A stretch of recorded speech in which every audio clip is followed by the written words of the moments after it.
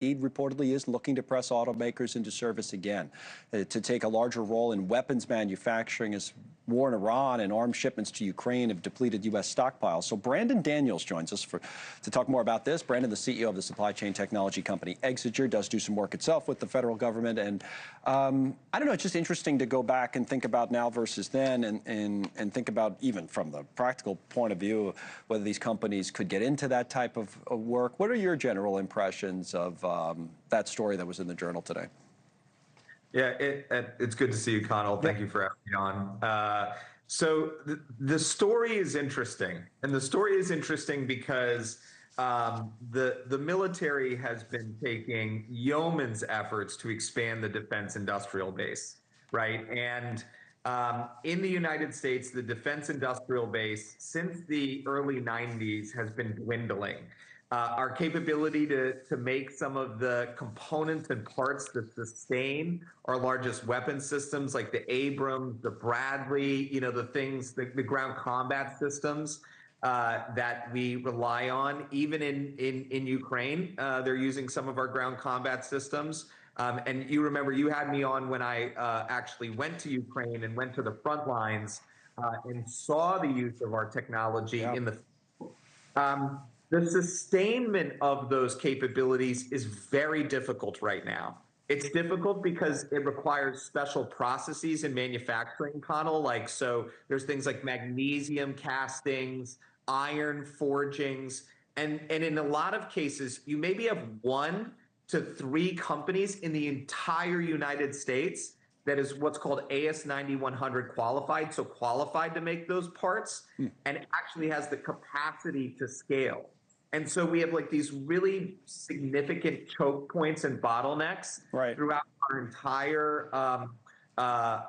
entire defense industrial base that the Pentagon is trying to solve by actually gearing up these auto manufacturers to jump in the fight. But there are a bunch of hurdles to that, not to mention certification and changing of production lines, which can take a long time. Yeah, so there are kind of practical hurdles. There might be political hurdles too, because when you say defense industrial base, I think of the defense industrial complex, and we played a clip from President Roosevelt, but it was President Eisenhower right before he left office, like just a few days before he left office in January of '61, who brought that phrase to the top of our list of things we should be thinking about in his mind. And of course, he had the credibility to do so from his days as General Eisenhower, and said, yeah, you got to be careful. And people are going to criticize again, wouldn't they, if this went down this road, Brandon, say, well, people are just trying to make money off war and all that kind of thing. How would you answer that, or would you answer that?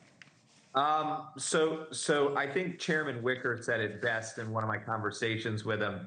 He said, you can have defense and you can have a budget. If you don't have defense, your budget and your economic plan don't matter. And I actually ascribe to that, right?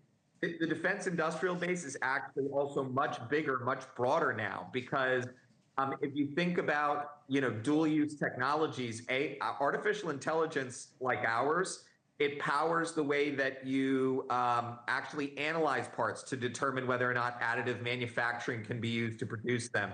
We help the Army and several of the other services plan and forecast how they're actually going to service and sustain and build their weapons platforms.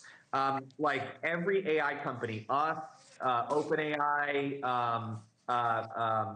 Grok, all of us are a part of the defense industrial base because we all support critical infrastructure, because we all support planning and managing aerospace components and systems.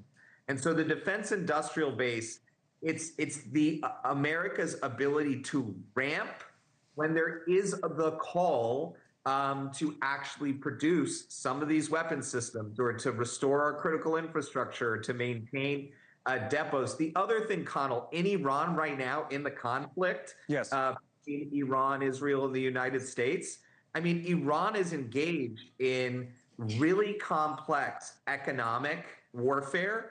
When they bombed the Ras Laffan facility in Qatar, that was so that it, stopped Qatar or allies from engaging in warfare with Iran. They bombed because they knew it would put pressure on Taiwan and South Korea and Japan from a semiconductor manufacturing perspective. Right. They knew that the United States couldn't manufacture that capacity for them immediately. So that was to create economic and diplomatic pressure on the United States. So, like, the independence of supply chain is also now national security.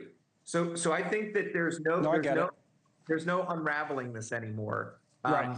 Keeping those automakers is necessary. That's interesting, and not many people or many companies can do it at scale, to your earlier point. All right, Brandon, thank you as always. We always appreciate the insight. Brandon Daniels.